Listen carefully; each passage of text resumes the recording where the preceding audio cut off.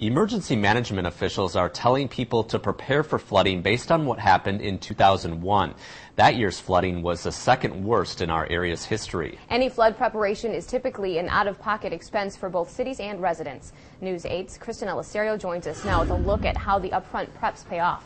Prepping for floods in an effort to save properties and shoreline can be expensive, but it's a cost area residents are willing to take. La Crosse County's emergency management coordinator says watching and waiting for disaster to hit is not the Midwest fashion.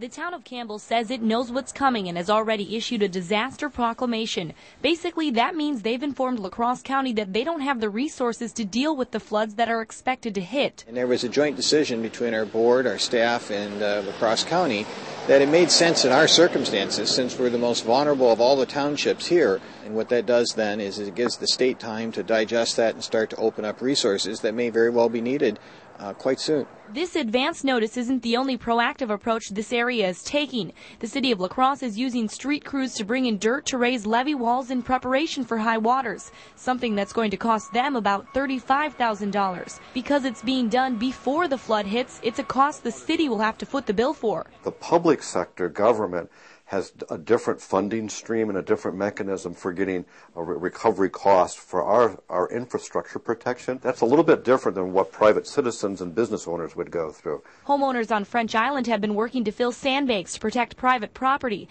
but at about 25 cents a bag, that out-of-pocket cost can quickly add up. But it's another sign that people feel the extra work ahead of disaster is worth it. And we're just not willing to wait till the flood hurts us and then hope that somebody else will pay for it. It's always better to be ahead of the curve than behind the curve because you always have Murphy's Law of the unforeseen. And so, we are used to, on French Island, working hard as a community, working together to prepare.